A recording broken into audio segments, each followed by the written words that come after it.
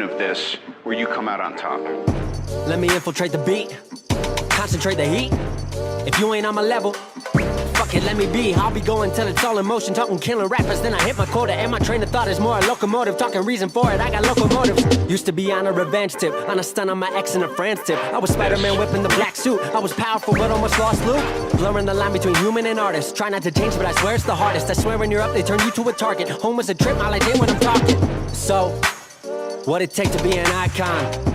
All in your desktop, so I just might already be one. My me with the label, it feels on the table one sign, but I'm down for a free lunch. Just speaking my heat-seeking missiles of hits, but other than me, I see no heat exists. Yo, gassed up, I'm about to go green, go green, go green. Hulk smash if she know me, know me, know me. Write it to life like I'm Stan Lee, Stan Lee, Stan Lee. If life's about to be a cold war, I'm the hero that they asked for. Green, green, green, green. I'm about to go green, green, green, green. I'm about to go green, green, green, green.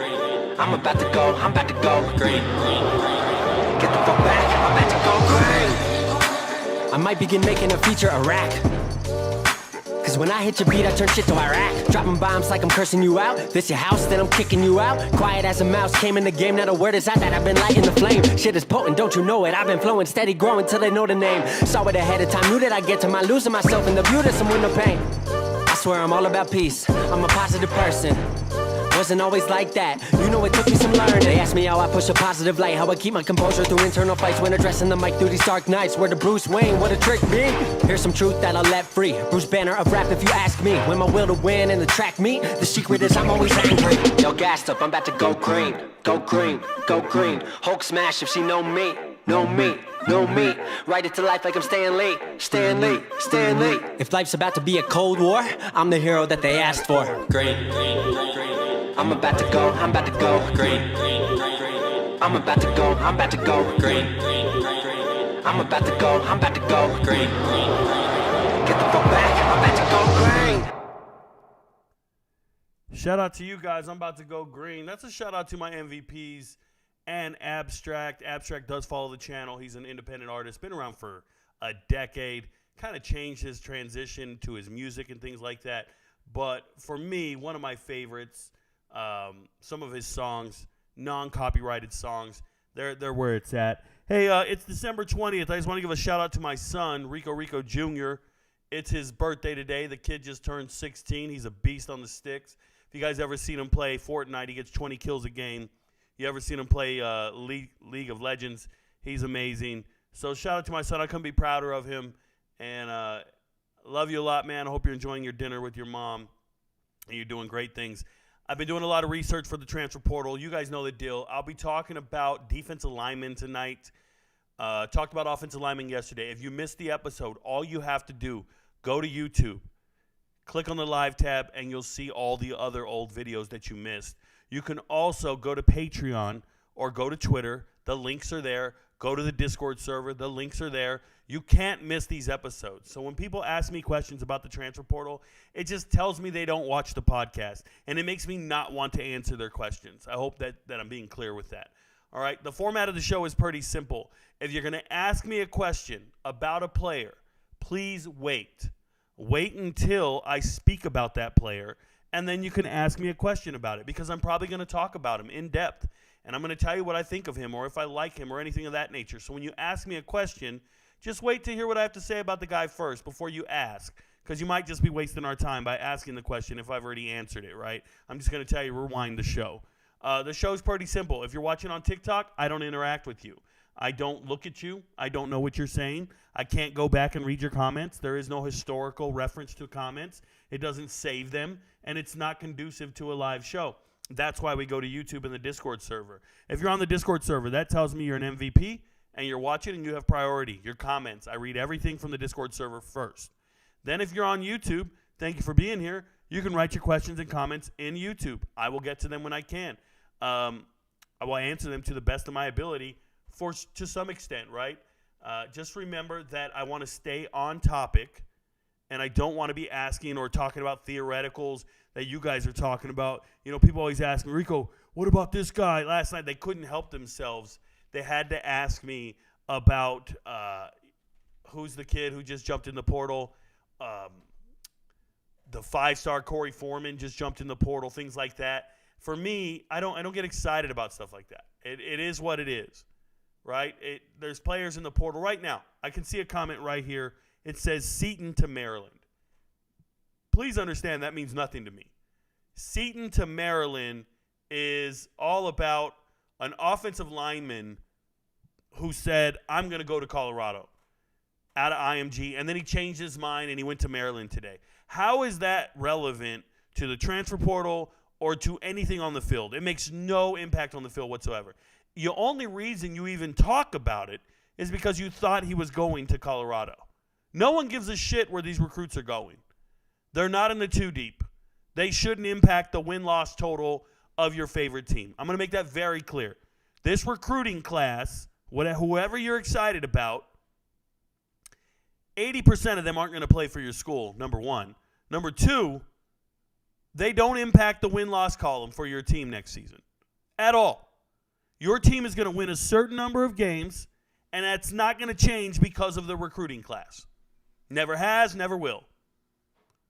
What's going to impact your recruiting class, or what's going to impact your win-loss ratio, your win-loss column, is the transfer portal, because that's where you're finding bona fide starters. That's where you're losing starters. The transfer portal is so much more relevant than any recruit you want to talk about. These recruits go, they sit the bench, they redshirt, and they hit the portal after 1 year.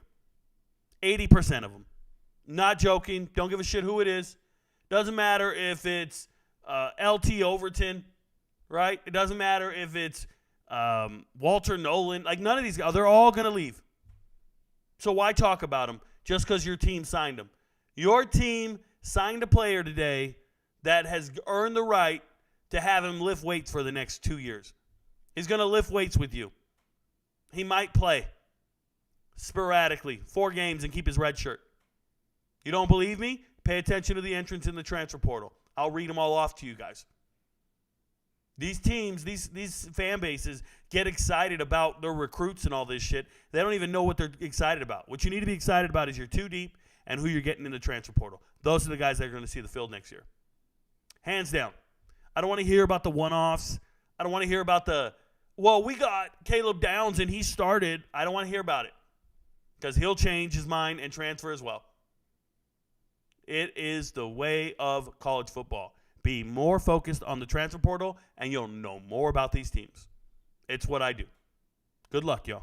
So, defensive line, without further ado, I'm going to talk about 10 players, then I'll go to the comments. If the comments get toxic, I'll stop reading them.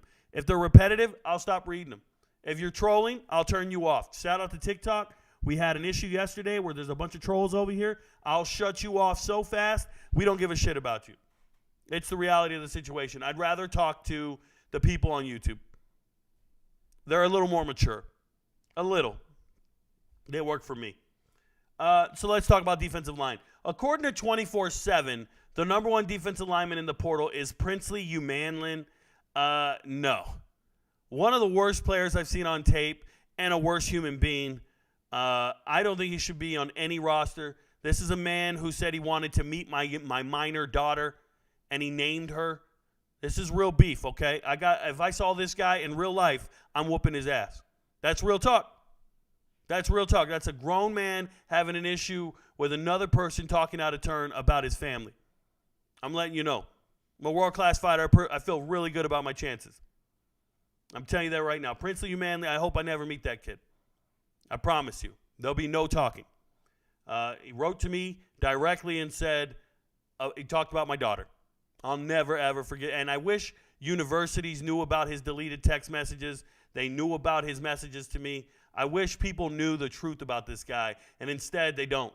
That's a childish person who quits on the field. It's not my fault. He's terrible.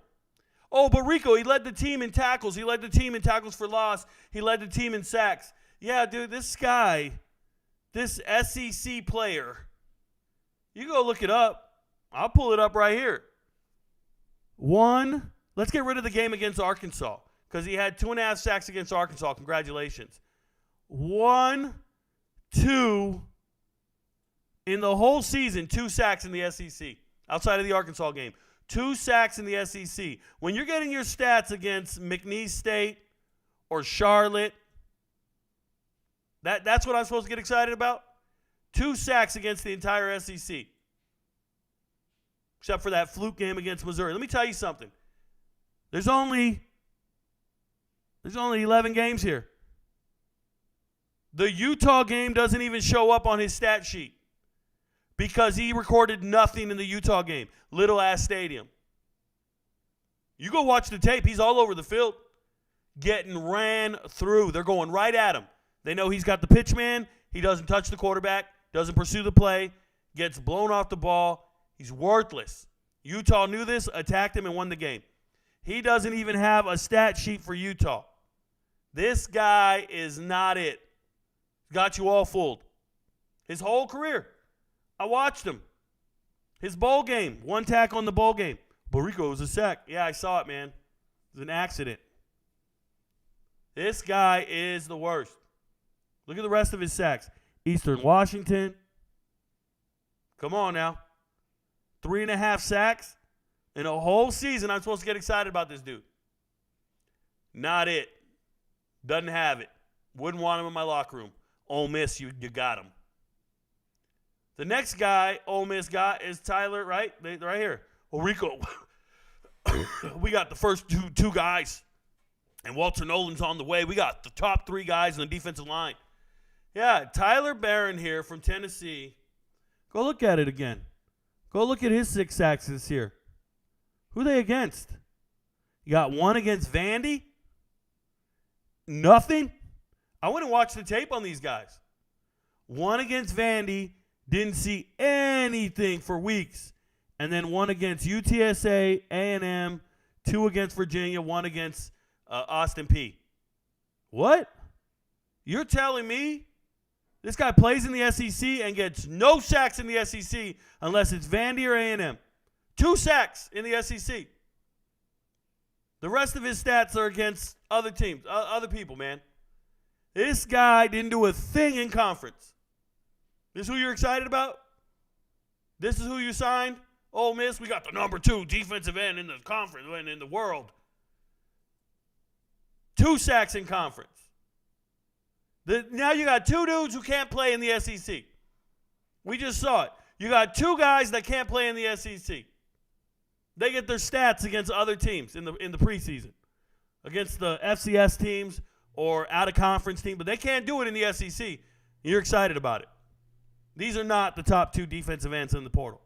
Not a chance, bro. Not a chance. If I had to look for the number 1 defensive lineman in the portal right now, if you ask me, there's a couple guys. John Pius is really good. Okay? John Pius is good. I would say you got to be excited about Samuel Okunlola. You got to be excited about him if you watch tape on him on Pitt. I'll talk about him in a few. Best defensive lineman. Let me see here. No.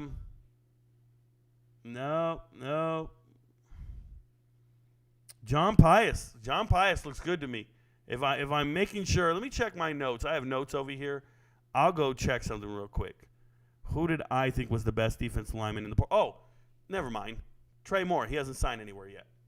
Trey Moore is the best defensive lineman in the portal. What am I talking about? Trey Moore, going to Texas, probably the best defensive lineman in the portal. These guys are not it.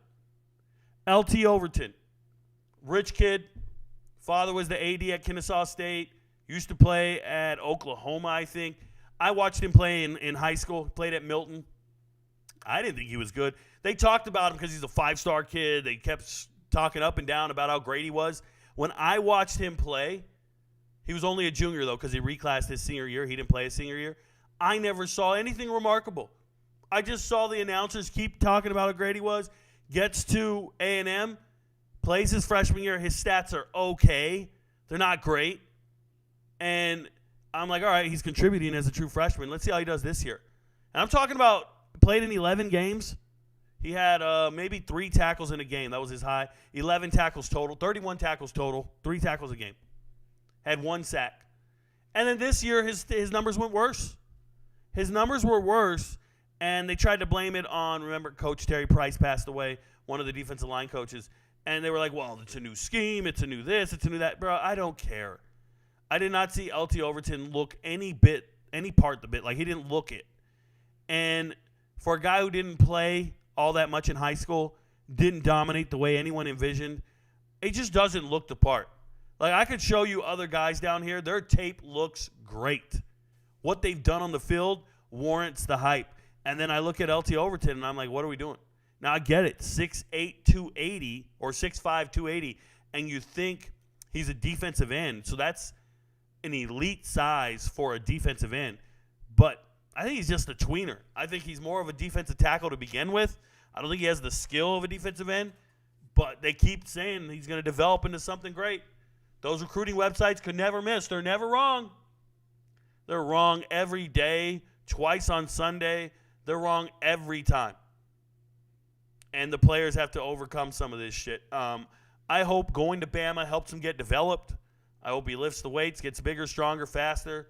I hope they play to his strengths. But so far, I haven't seen anything from him that's getting me excited at all. Nothing. Marvin Jones Jr. leaving Georgia, going to Florida State. You kind of saw this one coming. This is a Florida kid. Dad played in the NFL, was a good player, right? Was a good player for about 10 years. This is an American Heritage kid. His brother played at American Heritage. That's a Florida high school. He plays at West Virginia, by the way, his brother. Different last name, Harvey. But still, good kid. Had a torn labrum in the offseason 1 year, so he had to have surgery. Only had 2 sacks in 25 games. Not living up to the hype. But Georgia now has 7 kids transferring to Power 5 programs. I'm going to tell you guys, when you see a Georgia or Alabama transfer, don't get excited like you just found Eureka, like you just found the best player possible. I've seen a lot of these transfers from Georgia and Alabama just fall flat on their face and be terrible. A lot of it has to do with their misses in recruiting. They got the wrong stars. They evaluated the talent wrong. They're not any good. I don't necessarily know if Marvin Jones Jr. is good. I don't know if he's going to start. I don't know what he's built for. Don't get me wrong, prototypical size, 6'5", 250. But from what I've seen, I see a kid who's injured or been injured and never really lived up to the hype. 25 games, 2 sacks? I don't see it, guys. I'm not that excited. I see him way up here because he was a 5-star, now he's a 4-star. I just see a guy that's never really had any production whatsoever. In comparison, you got a guy like R.J. Oben down here. He's a son of an NFL player. His dad played offensive line in the NFL. R.J. Oben is the guy. 1 year left, going to Notre Dame, leaving Duke. This is a guy who's played a lot of football. Okay, I'm serious. Grad transfer, 62 tackles, 19.5 tackles for loss, 14.5 sacks in 3 years. He's been on the field, man. And when you watch Duke, they're known for their defense. Their defensive backs are fast. Their defensive line has a great rotation. And R.J. Oben's part of that. I thought he's a good player. So I'm excited for Notre Dame to get one good player in the portal so far that really moves me. I actually think about 3 of them are pretty good. But R.J. Oben's a pretty good defensive lineman that you would want. So he's an Isaiah Foskey type of guy. And I know they used to have Isaiah Foskey at Notre Dame, and they're looking for a guy like that. This dude right here, for the last 3 years, has either been first or second on Duke in hurries, quarterback hurries. He gets a ton of hurries, 93 hurries in the last 3 years. He's rushing that quarterback. He's collapsing the pocket. I like R.J. Oben. Good player. I'm excited to see him at Notre Dame. We'll see what he does. I think he's a pretty good player. On the flip side, I don't think Joey Slackman is that good. I don't understand this, going from Penn to Florida, like you belong at Florida. I just don't think he's that good. He's got good size. I remember when he hit the portal, everybody wrote me, all these messages, Rico, tell us about Joey Slackman. And it was all because he was getting offers from other schools. And somebody made a video about it and talked about how this kid from the Ivy League jumped in the portal and got offers from BYU and UConn initially. Okay? I want you to listen to those schools. BYU and UConn.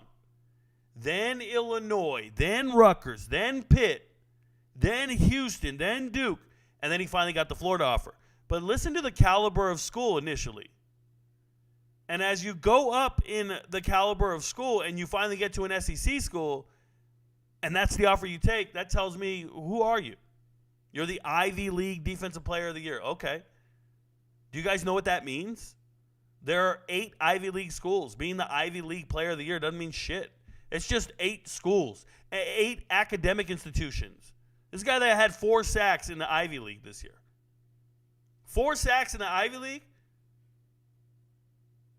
Shane Koch's had that shit, and he's at Colorado. Like, he played at Dartmouth. This guy had 4 sacks in the Ivy League, and we're excited about him. He's 6'4", 300 pounds. He's a big kid. He can block. He can plug some gaps. But I just don't see the talent level that people are anticipating. Rotation at best. Good team leader. I get it. But 4 sacks. I don't think he's SEC caliber. I don't. Now, you got Samuel Okunalola going to Colorado out of Pitt. Let me say something to you guys. He is, they give him a 4-star now. If he was going out of high school, if he was going to Colorado, this would have been a huge deal. The fact that he spent 2 years at Pitt doesn't really matter to me. He's still an amazing player. He still has 3 years of eligibility left because he redshirted with the 4-year. He played in 4 games that first year. But this is a double-digit kind of guy for sacks. This is a stud. Go watch the tape. He's number 0.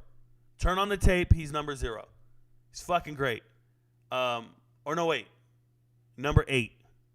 He's number 8 on Pitt. Number 0's the other kid. Where is he at? Where is it at? Pitt. Is it DeAndre Jules? Yeah, DeAndre Jules is 0. He's number 8 on tape. I was watching Pitt tape today to see these defensive linemen. They just look so good. He's athletic as hell. He can really play. His brother's a 5-star offensive lineman playing for Miami right now. His brother's a stud at Miami. So when you have a brother that good, you're playing at Pitt and you transfer to Colorado, like, I think he's just built for the limelight. He went to Florida State on a trip, on a visit. Turned down Florida State, who's going to be losing Jared Verse. Doesn't care. He's like, no, I turned them down. I'm going to go play over here. 5 sacks in 10 games this year for Pitt. Looks good, man. I really like what he did. Coming out of high school, he had offers from Michigan State, Florida State, Nebraska, Michigan. He had real offers, and this was just 2 years ago. I think he's a good kid. He stayed home to play at Pitt. Did that for a couple years, and now he's going to go play at Colorado. I like it. I think it's a really good addition. I don't think Colorado has defensive linemen like this man right here, just with the talent level. 6'4", 245, a good edge rusher, replaces who's the kid who just left, the Arkansas transfer from Georgia Tech, Arkansas, Jordan Dominic. Replaces Jordan Dominic, and I think he's of a really high caliber. And there's some teams out here who got really good defensive linemen. Colorado, SMU, Purdue, they're all improving their defensive line, which is pretty cool. Because when I talked about offensive line, Colorado was also one of the top offensive linemen with Louisville and who was it? I don't remember. I gotta go check yesterday's video. It was Louisville, Purdue, and Colorado yesterday. So to see them hitting the trenches this hard is pretty cool. But SMU should be noted as well. Then you have Fadil Diggs here. Fadil Diggs from, and this will be my last one. I think I'll go to chat after this. 1, 2, 3, 4, 5, 6, 7, 8. Nope. We got 2 more. So Diggs leaving A&M, going to Syracuse. Pretty cool story here. If you guys don't know, Diggs is from Camden, New Jersey. Was the Gatorade Player of the Year coming out of high school. A pretty damn good player. 6'5", 250. Leaving Jersey. He's been a team captain for the last 2 years for A&M. He's a great character guy. Had 4 sacks this last year. Got 1 year of eligibility left. Joining Syracuse. Wanted to be a little bit closer to home. But, yeah, man, I think he's a stud. He's a good player, getting ready to go to the NFL and be a rotational guy. Figure it out. Let's see what he can do. Let's see his last year and if he can get the right coaches. Quincy Wiggins leaving LSU, going to Colorado. This is a huge get. Once again, 1 year at LSU. So he has 4 years of eligibility left. 7-foot wingspan. He's 6'6", 240, 265. He's going to be a freaking draft pick. He's amazing. And for Colorado to get him is nuts. This is why Colorado's winning in the transfer portal this offseason, way more than last year. They're not getting scraps. They're not getting guys. This is a dude who was a 97 scorer, and now they make him a 92. He was a .97 coming out of high school just last year. So you go to LSU. I watched. He's got a 10-minute tape from high school. Pad levels low, motors there, tools there. This is a top 50 player last year. This is a complete stud. Went to LSU. Obviously, LSU brought in a bunch of transfers, started over him. That's fine. He didn't play much, redshirted. So here he is. And he had offers from Florida, Texas, Bama, just last year. This is incredible that Colorado's getting a talent like this 1 year later. This is winning right here. This is way more important than National Letter of Intent Day. That's a great signing right there. Quincy Wiggins going to Colorado. That's a huge plus. This is not taking somebody's third or fourth string. This is taking a marquee recruit from LSU. It's a pretty big deal. It's got to hurt for LSU to lose a player of that caliber. BJ Green, saw him play here in high school here in Georgia, was a former preferred walk-on at Arizona State, went over there to play for Herm Edwards, been at Arizona State for 3 years. He played at Prince Avenue Christian. He won state titles with Brock Vandergriff in the smallest division in football. Speaking of small, he is 6'1", one of the shorter defensive linemen out there, 6'1", 270. But he just works hard in the gap, plays well, had 6 sacks this year, 11.5 tackles for loss, 57 pressures, which is the most. Okay, he played the second most amount of defensive snaps for Arizona State this year. Second team All Pac-12, 13.5 sacks in 36 games. This dude can really play football. It's no surprise to see him transfer to Washington.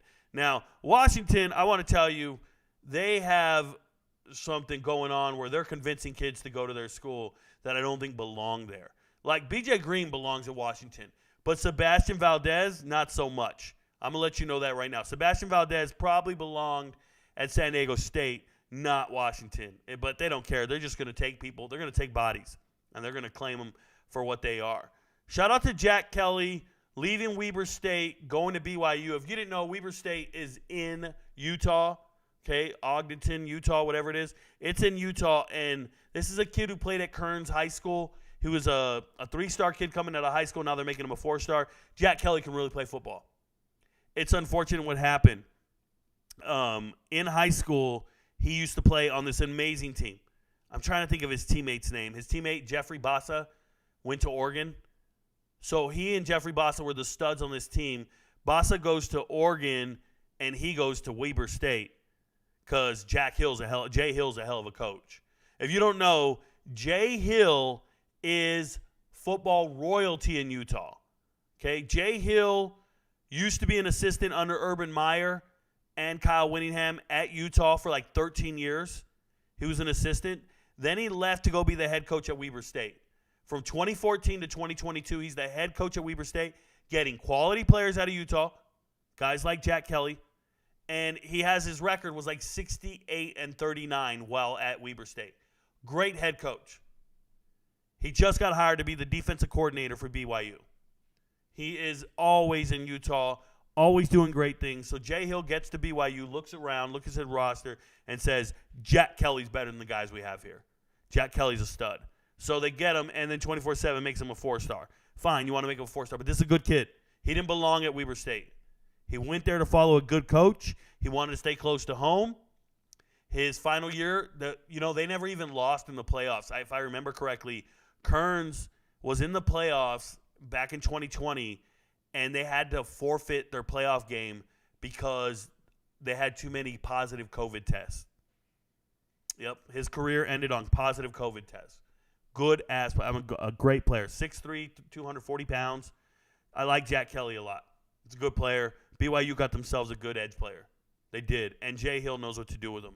So congratulations to Jay Hill. I'm just saying. Before I get into Kyle Kennard, I'll go to the chat now.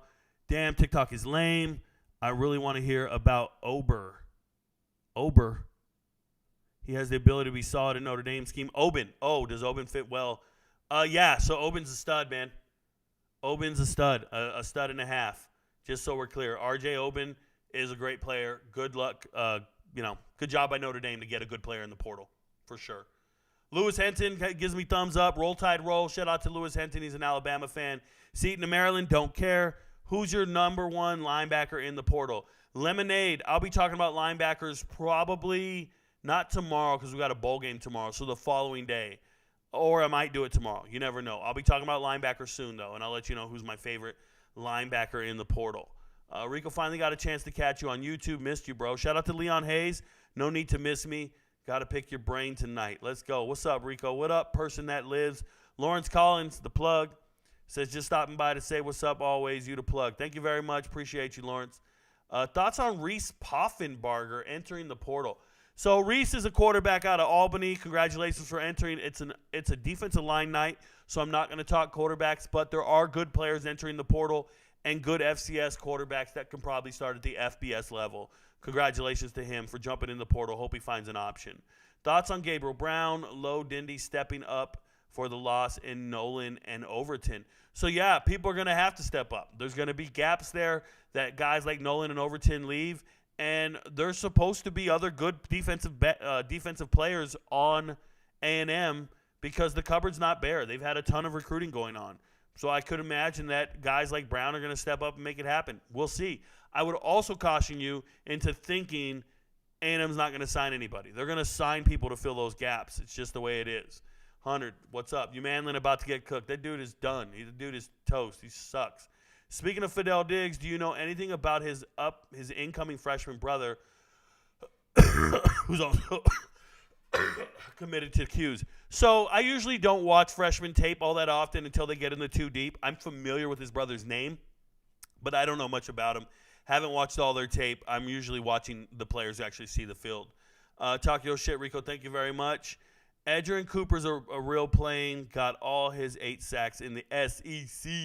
Shout out to you. So did Nate Clifton here. Nate Clifton played his mind out in the SEC, and I'm going to talk about that here shortly. Talk to us about Damani Jackson. So Damani Jackson, former 5-star DB, found out he couldn't play football once he left Mater Dei. There's no reason to talk about him. He's not a defensive lineman. I'll talk defensive backs in about 2 podcasts. Hopefully you're here for that, Wyatt. Thank you.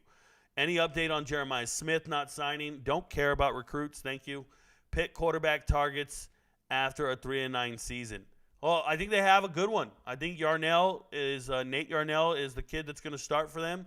And I think he's a good quarterback, so they don't really need to target anybody unless they want to, but I wouldn't. Any transfers trending toward Jackson from USC, or a wide receiver? I don't really pay attention to who's trending anywhere. I just wait for somebody to commit, and then I talk about it. Thoughts on Oregon State, DB choosing Tennessee. Who else was in the running for him? Don't know. Don't care. I'll talk DBs in about 2 days. What do you think of Jordan Seaton not committing yet? You probably already got asked this. Yeah, I do not care, Jason Yin. Don't give a shit about any recruits.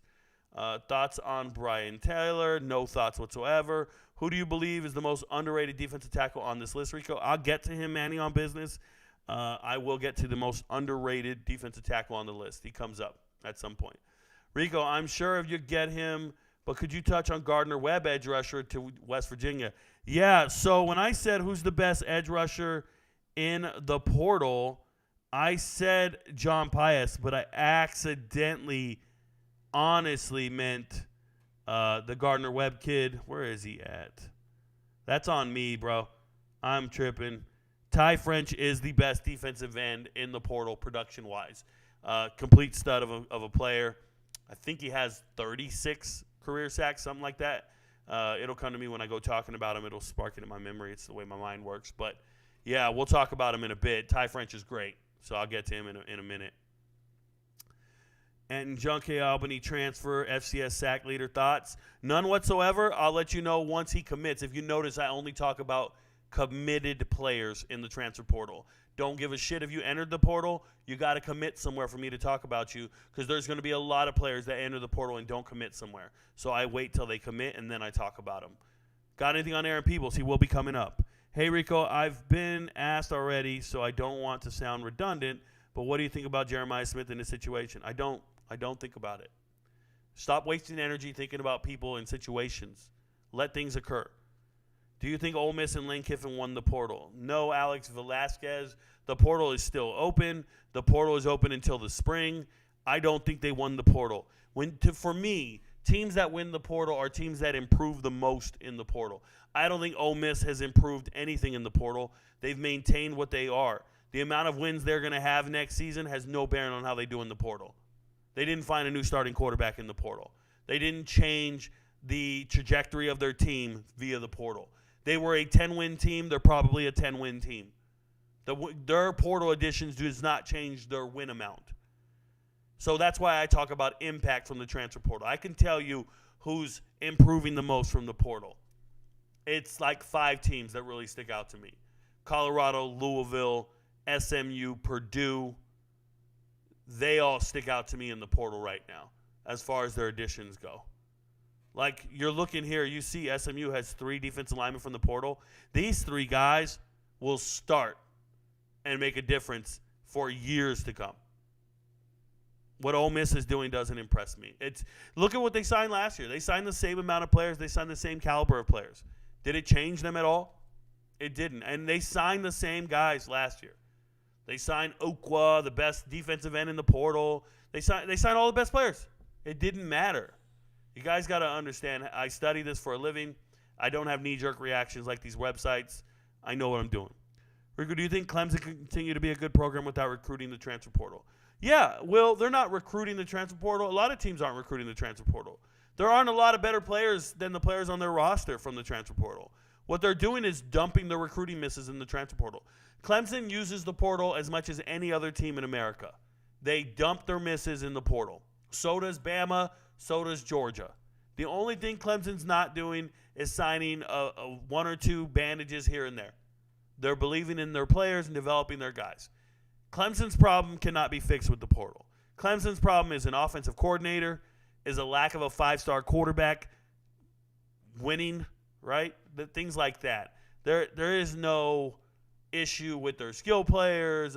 Like, is there a better running back in the transfer portal than Will Shipley? I don't think so. I don't.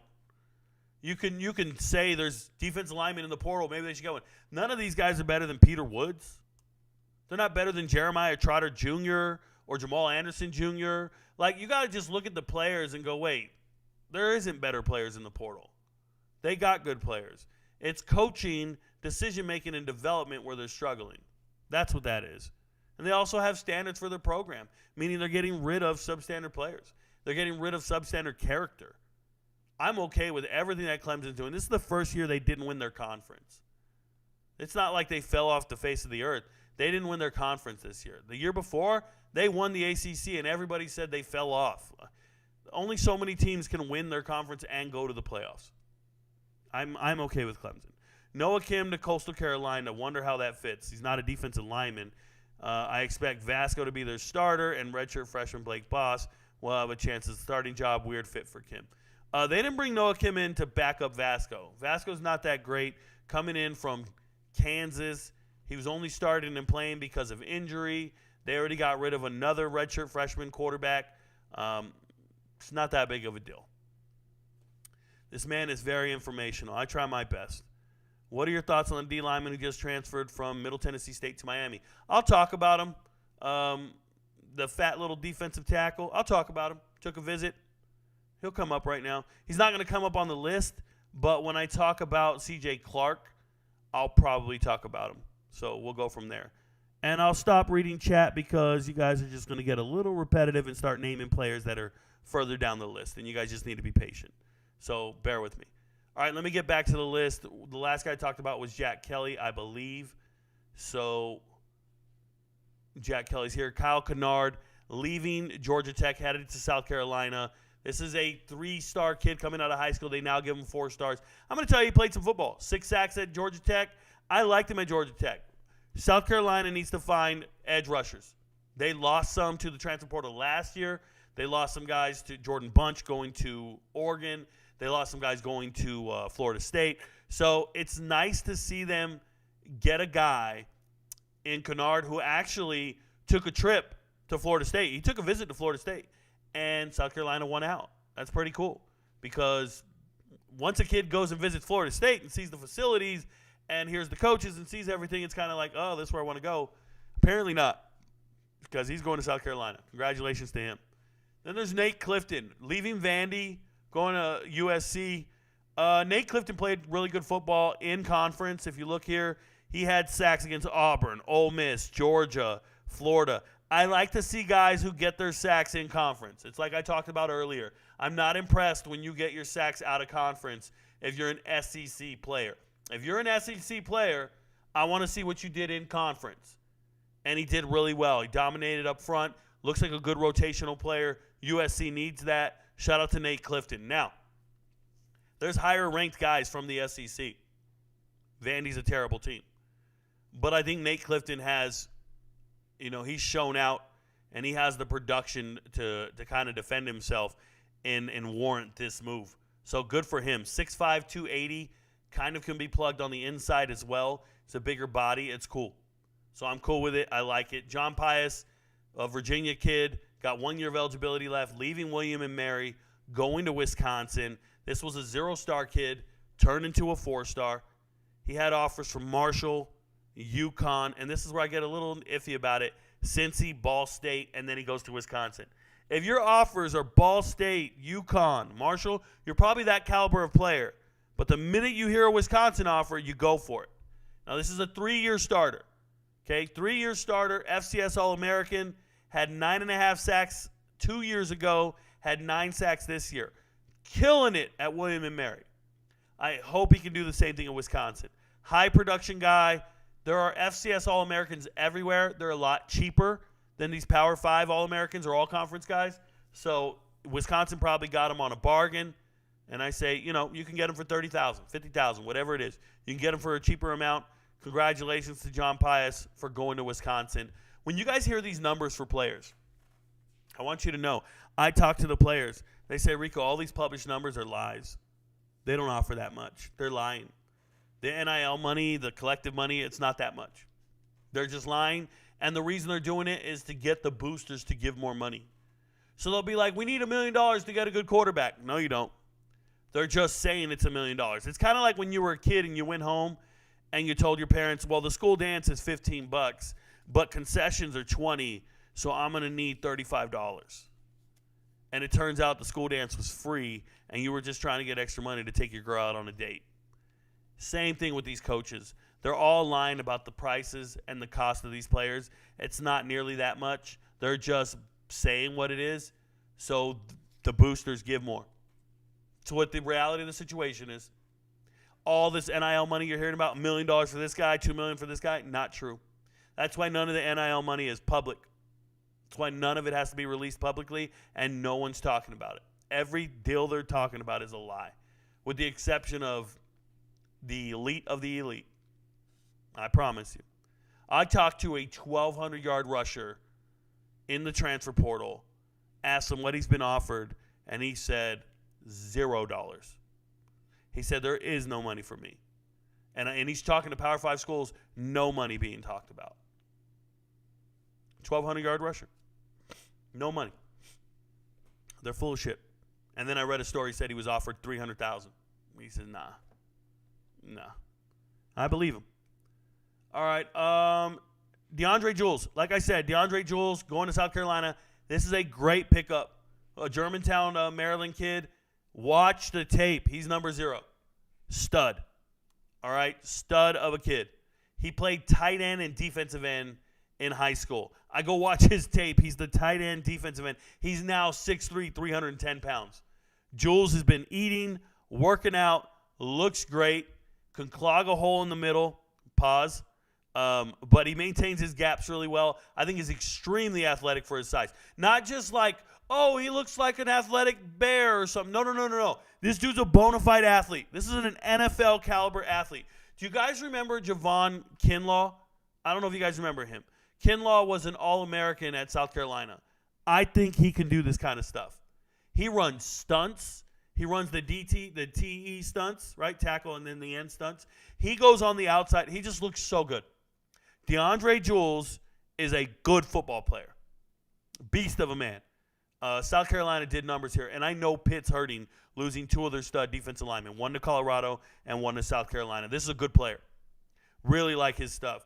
Be excited if you're a Gamecock fan. You found a guy that's a bona fide football player. Like, that's the guy. DeAndre Jules. Like him a lot. NFL caliber all day. Sebastian Valdez, like I said, Montana State, 3 years, thought he was going to go to San Diego State. He's a San Diego kid. from Spring Valley, California. Played at Monte Vista. 0 stars. Now they give him 4 stars. I know Montana State wanted him back. I talked to Montana State coaches. They're like, yep, we offered him back. Even when he got in the portal, we still wanted to talk him back. This is a 3-year starter for our program. But how do you win over a guy that's going to Washington? And then that's the thing where I'm talking about Inoke. I-N-O-K-E. Inoke or whatever. Brechterfield, the defensive line coach at Washington. He's a brainwasher, bro. He's just talking to these kids saying, hey, you need to come to our school. We're going to get you in the rotation. And I'm like, how are you going to get all these kids in the rotation? There's so many. It don't make sense. Sebastian Valdez plays with heavy hands. He plays with heavy hands. He's got punch. He's a defensive lineman with punch. He'll go out there and just boom. If you don't have long arms, you're in trouble. 6'3", 284, but I still don't think he's the caliber of Washington. I just don't. Darius Smith, this is one of those guys I was talking about where, oh, he's from Georgia. Get all excited. Nah, not so much. I don't think he amounted to anything. I really don't. This is an Appling County kid. I watch Appling County. I'm a Georgia high school football expert, right? I make videos on Georgia high school football. I talk about Georgia high school football every week of the year. I know these players. He went to Appling County, 4-star kid coming out of high school, all the hype. Goes to Georgia, been on special teams only. Okay? Got 2 years of eligibility left. He's just the right size. Like every single edge rusher leaving Georgia is the right size. That's it. You don't know if they can play football or not, but they're all going to be 6'5", 240. They are. But when I look at the Missouri transfers, Torino Pride can play some football. Okay? Torino Pride's good. You had the Caden Green, offensive lineman, really good. Started as a true freshman at Oklahoma.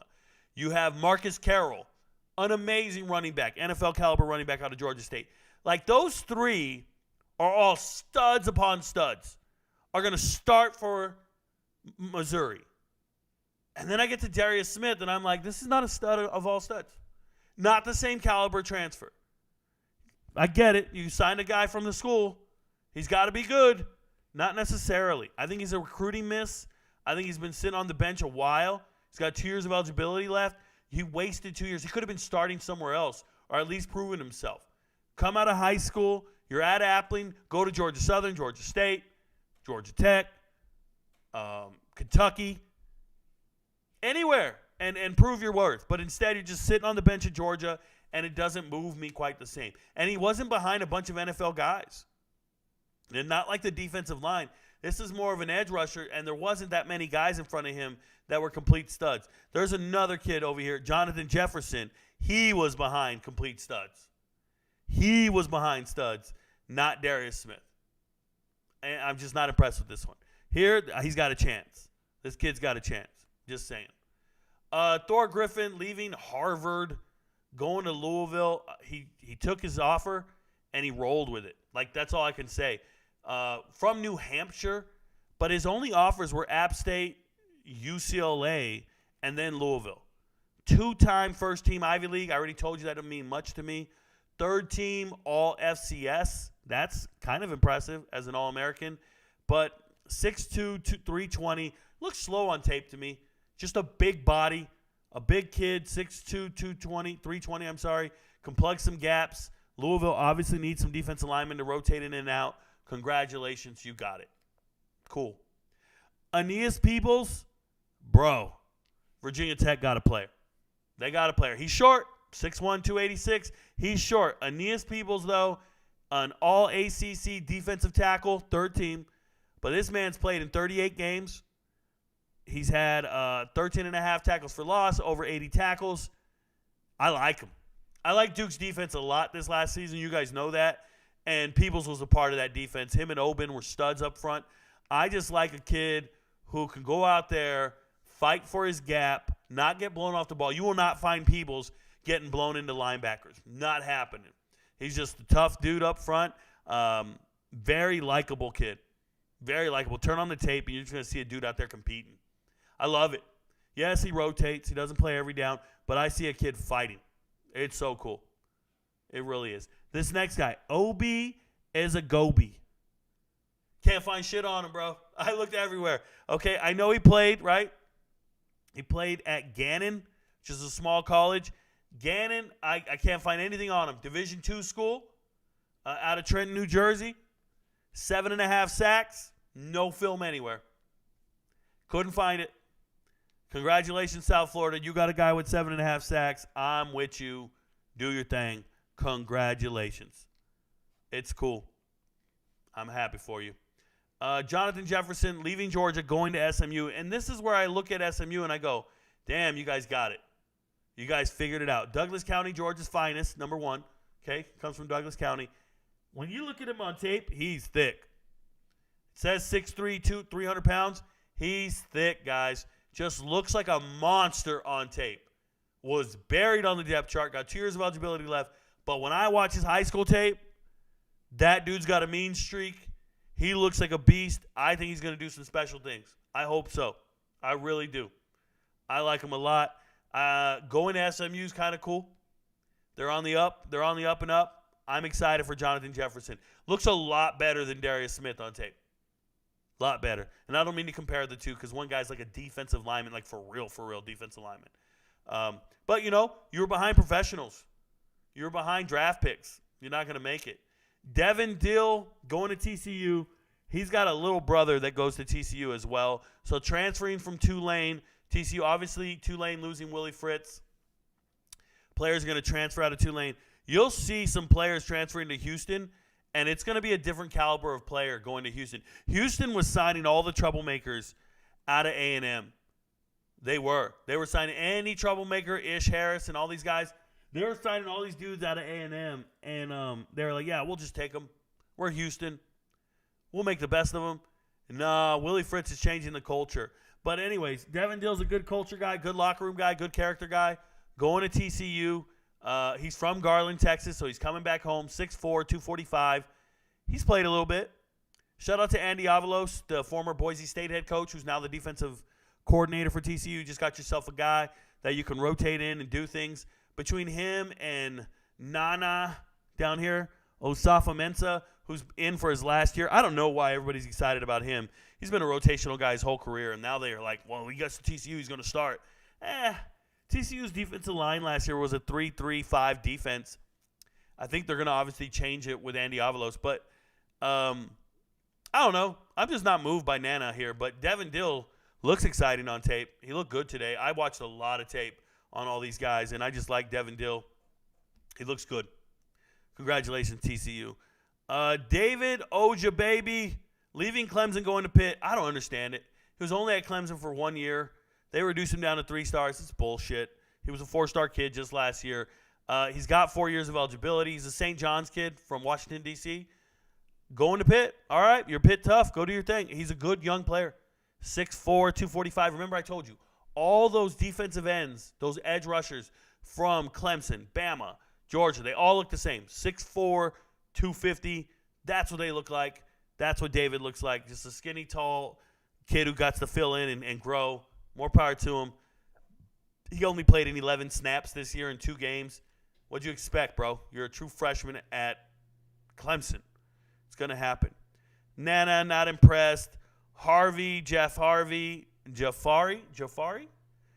Harvey, yet another Miami player leaving to go to SMU. Remember, they have a connection there. Rhett Lashley used to be at Miami as the offensive coordinator, now the head coach at SMU. SMU had a good year. They're still getting transferred from Miami. You know, he's reuniting with all his former teammates. 6'4", 250. This kid's fluid, plays well, but it looks really weird watching him play. He spent 5 years. It's a 5th-year senior. He spent 4 years at Miami.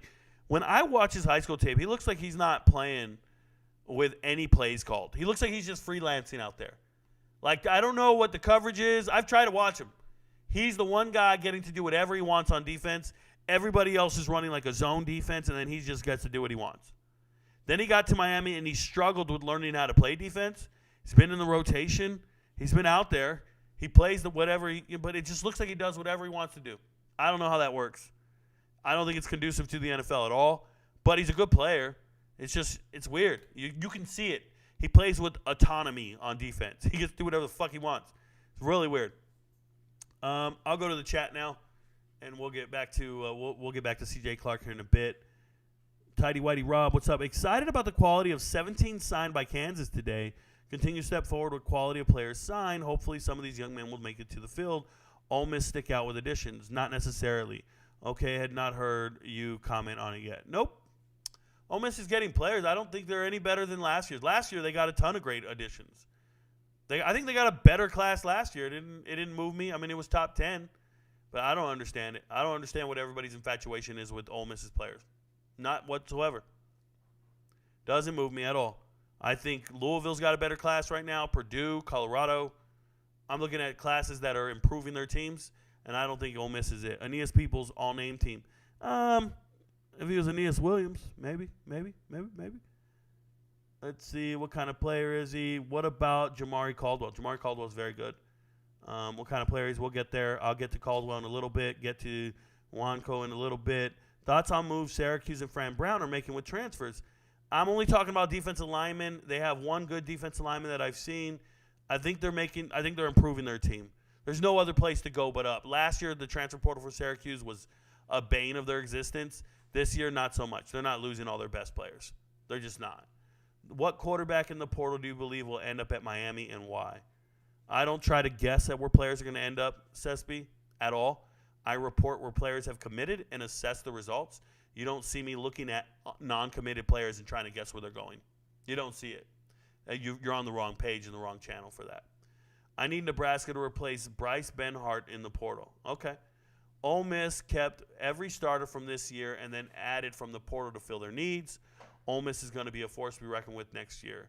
You proved you don't know what you're talking about. Jonathan Cooper, thank you for being here, and thank you for watching someone who doesn't know what they're talking about. Thank you. I don't think you study rosters. I think you might be a homer for Ole Miss, and you might go to recruiting websites, but I don't think you study rosters. I don't think you study the transfer portal because everything they did last year was much the same. Ole Miss didn't lose any starters last year and addressed all their needs in the portal. Go study it. Good luck. Rico, what are your thoughts on Kamara, the defensive end from JMU, following Coach Sig to IU? I'd imagine players are going to follow their new coach to a team. Doesn't stick out to me on tape. Only JMU had 2 really star defensive linemen in the last 2 years. Ukwu, who went to Ole Miss, and what's his name from last year who got injured after leading the country in sacks. So that's it. There's nobody else that really stuck out to me on tape. Can you please talk about TCU? I am, as I go. Thoughts on Jay Shaw Barham transfer to Michigan? None whatsoever. Cyrus Webster from Utah Tech probably won't come up on recruiting sites, but I think is noteworthy addition to Washington State. So the Utah Tech guys, obviously their coach got fired this year, if you guys didn't know. Some of their guys do come up on my radar. I pay attention. And I will get to them in later episodes. Like right now I'm talking about the top 50 guys. The next episode I do on defensive linemen, I'll touch on these guys when they commit to schools and stuff, but I won't talk about them again. I'll just tell you go back to whatever episode you're looking for. So I will eventually get down to those lower level of guys. Right now I think the only guy from Utah Tech on my roster is Bo Sparks, the wide receiver, and obviously Joey Hobart from last year. But, yeah, I do pay attention to some Utah Tech guys moving up. Okie is a fun name. Yeah, I can barely say it. How do you feel about transfers going to Syracuse? I think they're pretty good. I think they're choosing a school where they can go make an impact, and it's looking pretty exciting for them. Hope they do well in the spring, and they make it happen. Joey Slackman is another guy who will be buried on a Power 5 depth chart. 100% agree. It's just that you only know his name because recruiting websites and these stupid ads. You never once watched the game and thought, man, Joey Slackman's good enough to play for my team. Never once. What do you think about Mike Matthews, the 5-star receiver at Tennessee? I don't. What do you think of LT Overton? Rewind the show. SMU finally back from the death penalty. Yeah, they've been back for a couple years. Rico don't know shit. Thank you for being here, Jonathan Cooper. You'll no longer be here. That's just how it goes. Thank you for being here. You had your chance to be positive in nature, and it's over now. While SMU is hitting the portal hard, yep, for the second year in a row.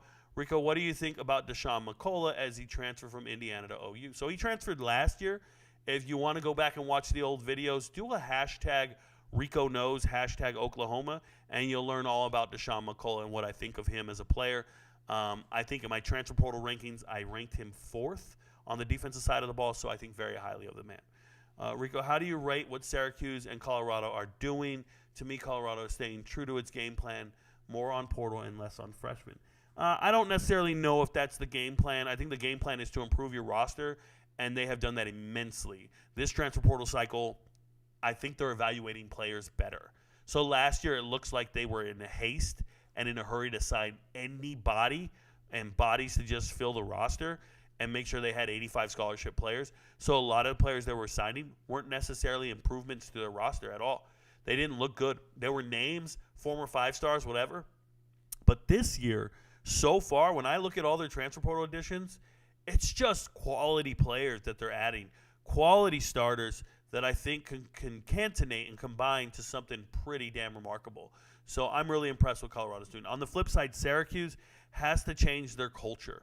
They have to change their locker room. They have a losing culture right now, guys who are content with losing, and I think Fran Brown just needs to find players who want to win. This is going to be his stopgap class. I still don't think they'll be relevant in the ACC as far as winning games goes, but as long as you're competitive in your losses in your first year, you'll be much better off. So you want to be competitive in your losses and then eventually turn some of those into wins in the near future. But I don't see them competing with the top ACC teams next year, no matter who they sign. There's just some really good ACC teams that are built differently and built for success moving forward. Teams like Virginia Tech, built really well, and Brent Pry and them are going to probably be very good next year in comparison to a team like Syracuse. It's just the reality of the situation. When you look at the rosters and the players and you watch them play, you just want Syracuse to be competitive in their losses. That's what that is. Colorado is going back to the portal. Top freshmen not looking to sign there. It doesn't really matter. Top freshmen don't make your too deep. They don't impact your win-loss record. Who gives a shit? Thoughts in Ruben Bain as a player and an overall NFL prospect? None whatsoever. Thoughts on South Carolina overall portal class? Will, I have not assessed overall portal classes this offseason, and I won't do team overall portal classes until the spring. So you got to wait for the spring portal to open and close. So I have not looked at South Carolina or any team as their entire portal class. I haven't even looked at them. I'm not even joking. I haven't gone to the website, clicked on them. I haven't started my database. None of that. I've only been looking at position groups right now, and I've been assessing position groups and what teams are doing well by each position group. So that's how I'm doing it. I'm doing it a little different this year. You think LT going to get serious playing time at Bama?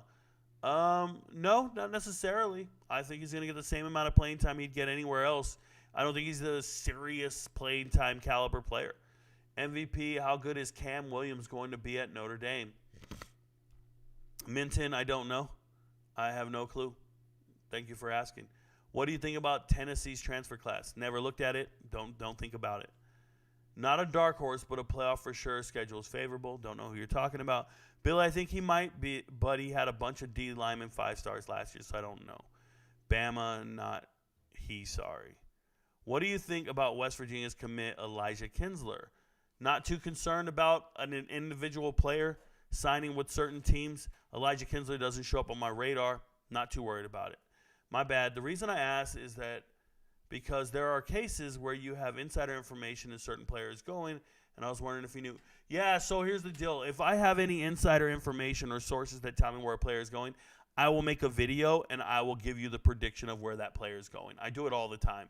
I don't make a bunch of videos of me guessing where players are going. When I make a video and I tell you a player is going somewhere, I'm always right. It's an I am right video 2 weeks later. It's because I'm not guessing. It's because I have the information. So I'll be like, hey, I think this player is going to end up here. I've obviously either been told by a coach, a player, a family member. I have the information. That's why I don't miss when I do that. But other than that, you won't see me do it all that often. You just won't see it. I don't do it. I'm not into guessing. I'm not into being wrong and a bunch of people writing me going, Rico doesn't know. Like, those people are irrelevant to me. You can see here Jonathan Cooper is a troll. And I get a lot of these trolls in the holiday season when the high school kids are home more often. The teenagers have their phones all night. They don't have to go to school. I get spammed a lot of troll traffic around Thanksgiving, the summer, and Christmas. And then you just have to block them and keep it moving. It doesn't matter. They don't pay your bills. So it's just a bunch of kids asking for nonsense. And, you know, they get nervous around pussy, so they don't really even matter in real life. It's the truth. I know you already did running backs, but do you think Jawar Howell from South Carolina State committed to South Carolina yet? but don't think Johar Allen. So my next episode on running backs, I will talk about the next group of commitments. So even though I did a running back episode and I didn't talk about how committing to South Carolina at the time, the next time I talk about them, I will talk about it. I was already not happy with 2 of the running backs committed to South Carolina. Now you get a third. I just don't know who these players are consulting before they commit to these schools. It's unfortunate because I do get a lot of players that reach out to me and consult with me over what school they should go to. And if I had spoken to these young men, I would have told them don't go to South Carolina. That's a fact. You can go anywhere else. South Carolina State, you go to Campbell. You can go to East Carolina. You can go to a ton of other schools, but not South Carolina. Jonathan, you are commenting on his stream and getting him more views. You're doing more good for him than bad. This is a fact. Joker, don't worry about it. DJ Lundy, thoughts? None whatsoever. I don't think about DJ Lundy. What are some of the most important traits that you look for in elite defensive lineman on tape? Alex Henry, when I look for defensive lineman on tape, well, there's 2 different positions. One's defensive tackle, and then the other's edge rusher or defensive end. When I watch defensive ends, I look for a lot of plans. In other words, you came to the line of scrimmage with a plan. Did you come with a move in mind? I like to watch these defensive linemen come to the line of scrimmage with a move in mind. And then what move is it, right? And I try to keep track of down and distance and how they play those down and distance. Some of them pin their ears back and go after the quarterback. Some of them play their gaps and play team football and make sure they force it back inside, keeping their outside shoulder free, using their hands. They take on kickouts really well. They cause it to spill. They use the wrong shoulder. Like I pay attention to every little detail on an edge rusher and how he handles himself and the game in the game, right? The game within the game. Defensive tackles, on the other hand, I just make sure that they, like some guy I just saw today, and I'm going to talk about him in a little bit, making moves in a phone booth. Like he can just juke the other guard, and the dude's right in front of him, and he just put a move on him and just got past him. And it's like, yo, how? How did he do this in that small space? I also make sure defensive tackles don't get blown off the ball, get into the way of their linebackers, things of that nature. I like to see defensive linemen who put their hands up. I'm looking just for a straight-up high IQ football player with a high motor. I want to see you run down plays at the proper angle, getting 11 men to the ball. Do you hustle? You're on the field. What do? Do you make any silly mistakes? Do you target? Do you late hit? What do you face mask? Like I watch everything, and I just take notes, and I just write pluses and minuses. Did you have a plus play or a minus play when you were on the field? And where are you at? And I noticed some players play terrible in the 3rd and 4th quarter. Shout out to Princely, Humanly. I noticed some players quit on plays, don't track them down. I just look for hustle, and people will understand their job on the defensive line, right? I want to see if they understand how they contribute to the scheme and what they're doing. Another thing I try to pay attention to is when you are the marquee defensive lineman, you're typically getting chipped by a tight end, a running back, double teamed, especially in a 3-4 defense, things like this. I pay attention to scheme and what the other team is doing to try to neutralize you or stop you from making your plays. I just have a really good understanding of football. I've been the son of a football coach my entire life. I've been a football player my entire life. I've been a coach my entire life. Like I understand what's supposed to be happening. And so when I do my assessments, I try to be as accurate as possible. And it's probably why my assessments are different from these other guys who work for these recruiting websites. I don't think they know what they're looking at. And that's just a fact. I talk to NFL scouts all the time, and they ask me, Rico, how did you assess this player? A prime example, there was 2 guys last year that I said would make NFL rosters, and they didn't get drafted. And I'm like, I don't care. Devontae Maxwell's going to make a team, and I forgot the other kid's name from Central Michigan. And when I talked about these players and I put them out there, they both made rosters. Devontae Maxwell initially got cut, then came back after an injured reserve contract, and the other kid made it on the Broncos. And one of the scouts reached out to me, and he was like, How are you assessing these players? And I said, when I look at a player, the first thing I do is try to evaluate how many people in the NFL are they better than. That's how I evaluate tape. How many people are you better than in the NFL? That's how I know whether or not you're going to make it. So when I'm watching tape and I'm looking at a running back or quarterback or wide receiver, offensive lineman, defensive lineman, I don't care. I look at that player and then I go look at NFL rosters and I go, okay, are you better than any of these guys? And I'll say, okay, you're better than these 3, these 2, this 1. And as a player with so many talented players in the portal, once again, Aiden Clark, just the exact same thing I told you. I would evaluate players on whether or not they're better than my roster. I don't give a shit how good they are in the portal. I don't care if that's the number one ranked corner in the portal or the number one ranked corner in the draft. None of that. Are they better than the players on our team? And I would put them in different categories of how much better they are than our team. Another thing I would recruit is character, but that's a whole nother story. I would be talking to coaching staffs and trying to find out these players' character. I do not care about just their talent. I want to know if they're coming to improve my locker room. Do they eat, sleep, and breathe football? Like, are they trying to get laid on a Saturday night because they're in college, or are they out there watching film, lifting weights, and getting ready for their next workout? I want to know who's going to bed early on a Friday and a Saturday because they want to go work out in the morning, not who's staying up late to do some shit. You know, I learned this in the military. We used to have soldiers who go out to the Ville every single night and get partied and get shit-faced and get drunk and go party hard and do all this stuff, and then they come to work and be like, yeah, I work hard. You ain't shit compared to the guy who woke up at 4 a.m., went on a ruck march, rucked 6, 7, 8 miles before work, showed up, grinded out work all day, went home and recovered, and did the same thing again the next day. I love people who want to be led. I love people who are built for it mentally, physically, and emotionally. And not every college football player is that way. Not every person is that way. So when I find them, those are the people I'd put value into. Rico, I may not agree with some of the things you say, but you know a whole lot and have helped me learn about the game and college football. Thank you. You got it, Joker. Shout out to you. What are my thoughts on Sammy Brown? He's an elite-level football player. I know the hype train was over when Colorado went to overtime with Colorado State in week 3. Okay. I said they would win 4 games this year. They won 4 games. Rico, baby, let's get it. How legit is the defensive line out of Penn? I think his name is Slackman. Rewind the show. I already talked about him. My Tide have the best defensive line signing in the portal with Overton. Word is Saban wanted no part in Nolan. He says he is fat and lazy. Well, Overton's not the greatest defensive lineman in the portal. Hate to break it to you. He's just a recruit. He's just got a lot of stars from being recruiting. Let me tell you this. You know Overton's name because he was a 5-star recruit, but nothing you saw on tape at Texas A&M warrants discussion. Nothing you saw on tape at Texas A&M from Overton is worth talking about. Nothing he did is worth talking about. Nothing he did is noteworthy. Nothing he did belongs on the cover of ESPN. Nothing he did warrants having an article written on 24/7 Sports or on 3. All it is recruiting stars and hype. Because what he's done on tape does not warrant any of the hype. None. He's a 6'4", 280-pound kid, and everybody talks about him like he's great, and I have yet to see it on tape. Personally, haven't seen anything on tape. That's the truth. That's just how I feel. Thoughts on Quindorius Duggan, Edge, MSU? None whatsoever. Did you talk Fidel Diggs? Yes, I did. Rewind the show. Kind of unrelated, but do you pay attention to any basketball or baseball at all? Enjoy any other sports especially. I'm a UFC guy. I pay attention to MMA and football. And I obviously do March Madness. I pay attention to basketball. I don't watch NBA at all, but I pay attention to college basketball.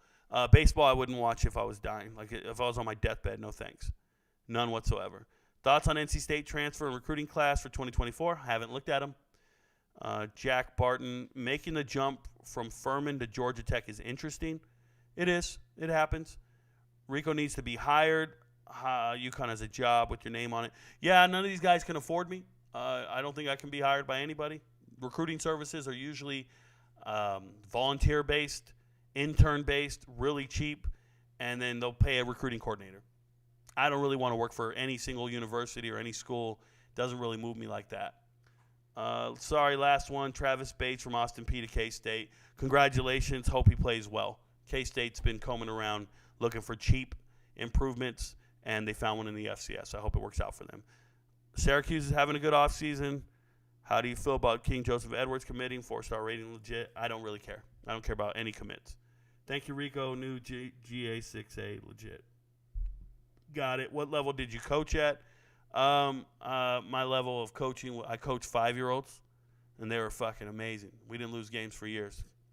Do you evaluate the high school prospects the same as you do college prospects, i.e. how many players they are better than in college? No, I don't really even evaluate high school kids. I watch tape.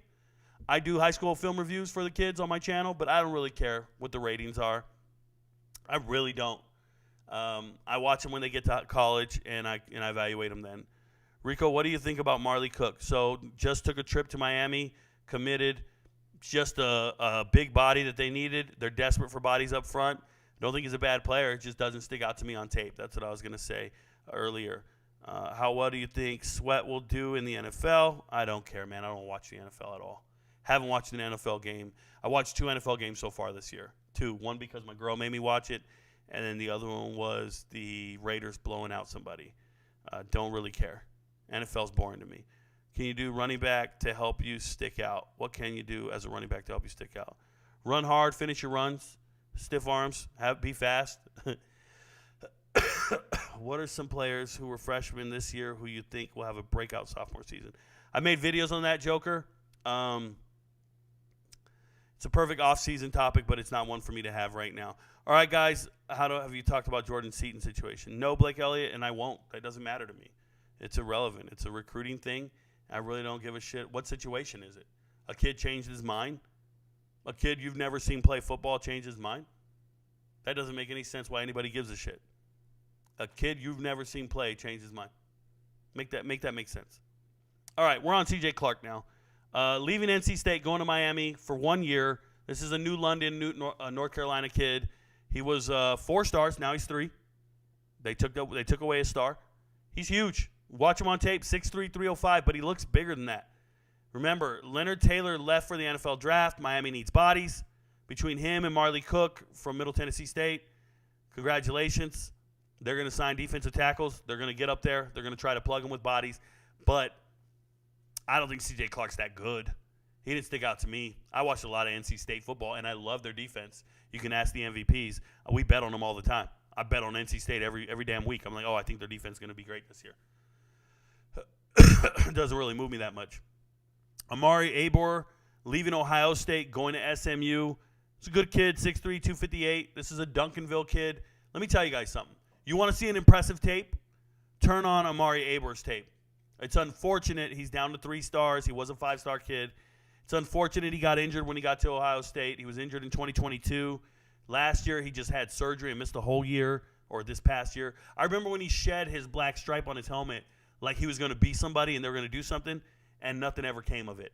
This is, going from Duncanville to SMU is probably the right move by these kids, but they don't want to do it. When they're in high school and they're the star player at their high school, at Duncanville, all they want to do is go to Georgia, Bama, Ohio State, Texas, and the reality is they probably should have went to SMU. They could have put SMU on the map if they stayed home. And now you got a kid like Amari Aber. If he can get healthy and not be injured and not be a shell of himself, go watch his high school tape, guys. Go watch Amari Aber's high school tape, and you tell me that's not the best defensive lineman you've ever seen. He is amazing on his high school tape. But injuries will get the best of you and end your career. I hope he bounces back. I hope he plays well at SMU. We'll see what happens. Mike Lockhart leaving West Virginia, going to SMU as well. Like I told you, SMU's defensive line is for real. They've been addressing all their needs and everything they need to do. This is a kid. He's from Alabama. I believe he went to Georgia Tech first, then transferred to West Virginia, now transferring to SMU as a grad transfer. One thing that's cool about Mike Lockhart, I went and watched some of his tape. Dude, he blocked 2 field goals. You know how hard it is to block 2 field goals? You know what kind of push you got to get up front to block some field goals? It'd be pretty cool if he blocks field goals for SMU this year. I think he's got a shot. 6'3", 310. Just watch Mike Lockhart push the pile. Okay? Ty French. There is nobody more productive than Ty French. This is a 3-time FCS All-American. Ty French is him.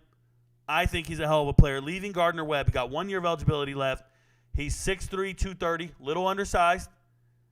This is like me telling you I believe in certain edge rushers, and I don't give a shit that they're 230 pounds. I just don't. So he played his high school ball at Colquitt County.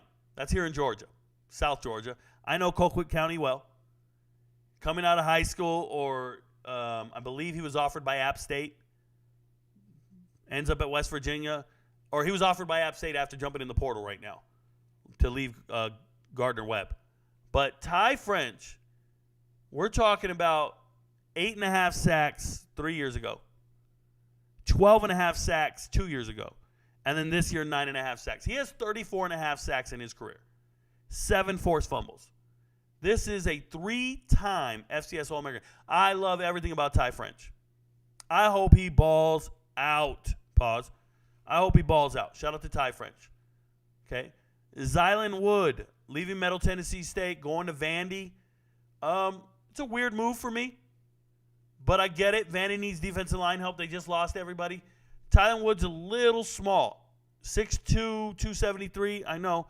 He's from Heard County, Georgia. Know the deal. 3-star kid. He had other offers. Instead of going to Vandy, he could have went to Iowa State, Georgia Tech, Western Kentucky, Liberty. Could have went to UConn, South Florida. He was an honorable mention, all-conference guy. I want you to know he's a high-character guy. He's a team captain at Middle Tennessee State. And I just think that Vandy's trying to find the right players. And you found a guy. It's hard to get transfers in high academic institutions. So shout out to Zylan Wood for being that high-character guy and getting a chance to go play at Vandy. But I don't know. It's a little underwhelming for me. Jamarcus Dinkins here, leaving Kentucky, going to Purdue. Purdue's doing well on the defensive line. They are addressing their needs and what they need to do. Remember, one of Purdue's defensive line coach, I'm forgetting his real name. His name is Brick. He's an older dude coming over from – where's Brick coming from? I don't remember. Was it Ole Miss or was it Illinois? I don't remember.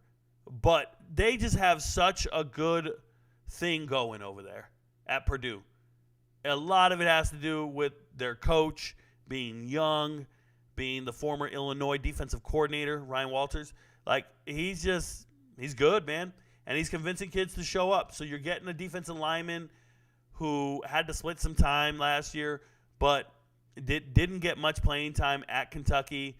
We're talking about 89 snaps on the whole season. The previous year was 65, so he didn't play much. But he's a Columbus, Ohio kid, big body, 6'5", 280. You need bodies in there, so good luck to Dinkins. Hopefully they can get him straight, get him lifting weights, and we'll see what happens. Ashley Williams is coming back home. He played high school ball at Zachary, Louisiana, perennial power, winning state titles. And what happened is, coming out of high school last year, late in the recruiting cycle, or not last year, but 2 years ago maybe. Last year, 2 years ago. He was late in the recruiting cycle with Landon Thomas. Landon Thomas was his high school teammate, and they both went with Arizona State at the last second, like out of nowhere. And I'm like, yo, what the hell are they doing? Now he goes over to Arizona State. Ashley gets in the rotation. Arizona State's got a pretty decent defensive line. You already saw B.J. Green up higher. He transferred. But B.J. Green, Prince Dorba, the Texas transfer, Clayton Smith, I believe he's an Oklahoma transfer, Elijah O'Neal. Like, they had players. And Ashley Williams finds himself a little overwhelmed and in the rotation, but not playing the way he wanted to. 6'5", 245. So you're going home. You're going to the Raging Cajun. Good luck. It's probably where you belonged. And go play, man, and enjoy your time. Keaton Wade going to Colorado. This is probably the least this is one of the more underwhelming defensive linemen signing for Colorado. I think they signed him and his twin brother, the Wade brothers, from Kentucky. I think they really signed him for Keaton here, but Keaton's not that good. His brother is fine. His brother was Mr. Football in Tennessee as a quarterback. Could potentially be the replacement quarterback for, Shedeur Sanders once he's done. But Keaton's got 2 years of eligibility, 6'5", 250. He's played a little bit. 25 games at Kentucky, only 2.5 sacks. He's just 51 tackles. He's just a rotational guy. I don't see a mean streak there. I don't see much of an impact. Colorado's got to sign players. That one's a little underwhelming for me. It really is. Nate Matlock leaving K-State, going to Pitt. I'm going to tell you, Pitt needs help on the defensive line. They just lost their 2 best defensive linemen. Nate Matlock is Pitt tough. He's a tough kid. I watched his high school tape, and I almost didn't recognize him. He was 6'4", 210 in his high school tape. Skinny, beanpole dude, just kind of out there making plays. Looks good, but he's skinny. Dude, he's now 6'5", 250. Solid as hell. Been lifting weights at K-State. Been getting developed. Shout out to Chris Kleiman and the boys. But now you're leaving the Pitt. He's got 2 years of eligibility left. Narduzzi needs to find guys up front. You found one. Nate Matlock looks tough. I think it's a good signing for Pitt. But it's kind of one of those plus-minus. Like, I don't think Pitt's defensive line is any better than it was last year. You found a good player, but you're losing 2 much better players. So it is what it is. Keith Cooper, this is what I'm talking about. Keith Cooper leaving Tulane to go to Houston. I don't think Houston's locker room knows what they're dealing with right now. Keith Cooper is a good kid, high-character kid, showing up, got good grades. Houston's not used to that. Houston's got these different type of recruits. Houston does not have these guys right here. I'm letting you know right now. I think it's funny, but it's what Willie Fritz is doing. He's bringing in his guys that he knows are good, he knows can play. 5 sacks this season, super high-character guy. He had offers from Penn State, Ole Miss, and UCLA. And he said, I'm going to go play for my old coach. 6'5", 275. I like Keith Cooper. I think he's a good player. I hope he fits in at Houston. I hope the Houston locker room accepts him with open arms. And I think Houston is in for some culture shock. All right, you back on the block, hood, this, that, smoking weed, getting suspended. That ain't going to fly with Willie Fritz. Nope, he's a different kind of coach. So I hope all them ghetto-ass Houston players understand what they're about to embark on. Because they were doing that shit at A&M. A&M kicked them out, and Houston accepted them with open arms. And they shouldn't have. Right? This is the same thing I told LSU. You're going to ruin your locker room bringing in Denver Harris. You're going to ruin your locker room accepting Chris Marshall or any of these guys who don't respect authority. You got to stop, man. At some point, you got to find out who are the adults in this world. Like, who are the players? I don't give a shit where you come from, man. I come from the gutter. I come from nothing, too. But at some point, you got to recognize, hey, man, we ain't going to make it in this world. We're not going to be professional acting a fool. We got to act right. Make our family proud. Start something. Be somebody. And a lot of the Houston locker room isn't that way. Not in my experience. When I study those players, they go, oh, shit, man. Coach don't give a shit this guy got arrested? And that's a desperate coach trying to be relevant, right? Dana Holmgren was just signing anybody. And you know who else is doing that? I'm going to call it like I see it. Marshall did that shit last offseason. Marshall was signing dudes with multiple arrests. Getting kicked out of other universities, you can go to Marshall. And people got mad at me for calling it out. I got all these DMs about, Rico, how dare you say this? You're racist. You're this. No, man, I'm keeping it real. You cannot be signing locker room cancers. You won't be good. You won't. And they weren't good. Those teams fell apart because they didn't have camaraderie and continuity in their locker room. That's real.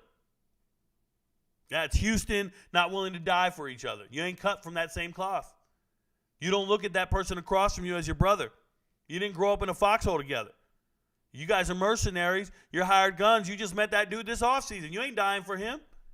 You think you're cool. You dapping it up, and he turns his back, and you're like, whatever, dude. Turns his back on you, and you're like, man, I can't wait to beat him out. There ain't no position group is tight on a team full of free agents. No position group is tight. No matter what you're trying to build. You got no camaraderie. That's real. I'm letting you know. So I hope they embrace Keith Cooper. He's a good kid. And I think he's there to change the culture. C.J. Madden, going from Georgia to Purdue. This is a kid, I can't begin to tell you, for me, this is a kid who's been guided wrong his whole career. 6'4", 300 pounds, C.J. Madden, 6'4", 230.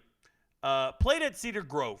And I remember when he transferred to Cedar Grove, he was ineligible. So he played one JV game and then couldn't play the rest of the year. And then I don't remember what he did his senior, but he didn't move me. And they're like, well, he's going to Colorado. Who cares? He's going to Colorado, or he's going to Georgia. Who cares? He's going to Georgia. I care. Not a good player. And what I mean by that is you just been getting kind of coddled and moved from school to school and just been told, like, your hype is there, you're good, you're this, that, and you ain't done shit on the field to earn it, to prove it. You went to a camp and showed out. You look big and strong in camp. Cool, man. How about you go win some shit? How about you go do something on the field? I hope he gets an opportunity at Purdue to be good. Purdue needs players, and they're getting a lot of potential. They're not getting anybody with production. They're not getting anybody who's proved it and shown out. They're just getting potential signings, and it's bugging me. Gage Keys, I already talked about in a previous video.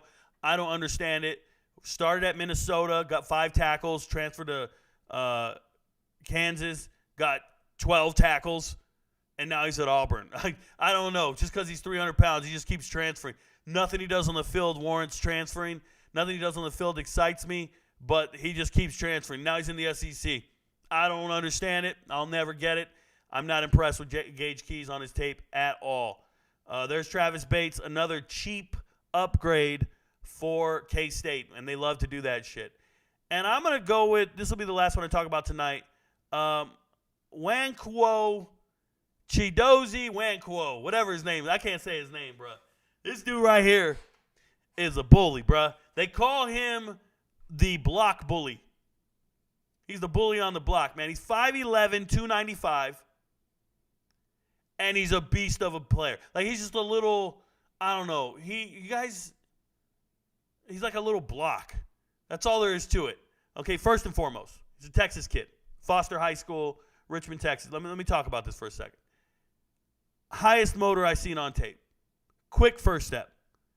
Jukes people in the box. Like center, guard, they're getting juked. All district, all everything, right? In high school, played great in high school. But he's a wrestler, guys. And in high school, his wrestling record was 102-5. 102-5. He's been a 4-year starter at Houston.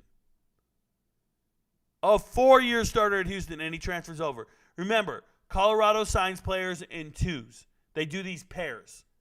So they sign 2 players from each school. They just go around and grab 2 players from the school because they want them to be battle buddies when they get there, to work out, to assimilate to their culture, to get ingrained in the program. Last year it was 2 from ODU, 2 from Maine, 2 from, wherever. They're getting 2 players from different schools all over the place. And now they got themselves 2 players from Houston, and this one makes a lot of sense. You just got a badass dude. I like this little chunk of meat. Pause. But he looks great. I want to talk to you before I go on. I want to talk to you guys about the best non-committed guys. Everybody always wants to talk about who's still available. Defensive lineman, let's go. And I'll keep it at the very top because I don't give a shit until they commit personally. Let's see what we got. Walter Nolan, they say 100% to Ole Miss. What people don't know is Walter Nolan is a Mississippi kid. They'll say, well, he played his high school ball in Tennessee, but before that it was in Mississippi. Okay, his senior year he moved to Tennessee. Before that he was in Mississippi. Now he's announced his top 2. It's Oregon and Ole Miss are his top 2. So I don't necessarily know how Ole Miss is 100%, but more power to him. Probably going to go to Ole Miss. This is probably one of the better defensive linemen in the portal. He's not Trey Moore. He's good. He's not Trey. Trey Moore is a beast, bro. Trey Moore right there is a mother flipping problem. Trey Moore, 6'3", 235. You don't want to give that kid no love. He's 0 stars. They're embarrassed they missed by that much. They gave that kid 0 stars, and he's a 5-star player. They won't even give him 5 stars. How do you get 5 stars? What does 5 stars mean? Because Trey Moore got 8 sacks his freshman year, and this year he had 14 sacks. When do you get 5 stars? What is 5 stars? Because there ain't another guy on this list more than 14 sacks in their whole career. Except for what? One guy played at Gardner-Webb. Everybody else don't have 14 sacks in their whole career. This man's got 22. And you won't give him 5 stars? You don't know what you're doing, recruiting websites. Trey Moore production is off the charts. And he already took a trip to Bama. And he liked Texas more. And that's why Texas is at 100%. Bama couldn't win him over. I don't know where else he's going.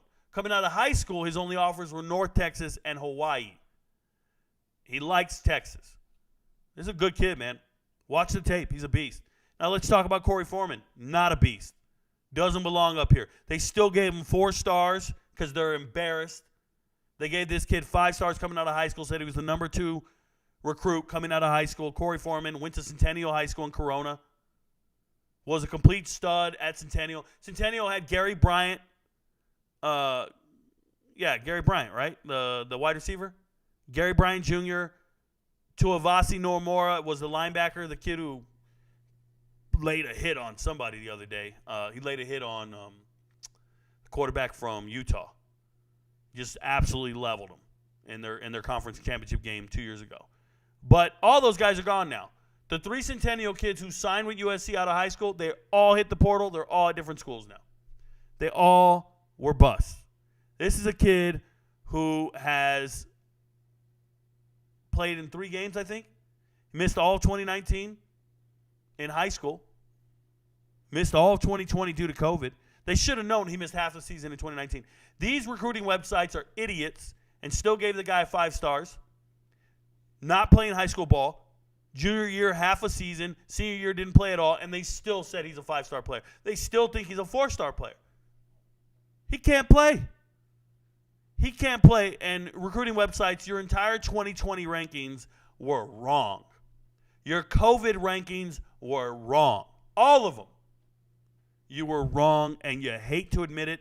This Corey Foreman should be a 2-star kid at best. Maybe 3 by default. Nothing about him says 4 stars. Nothing about him says he should be ranked this high.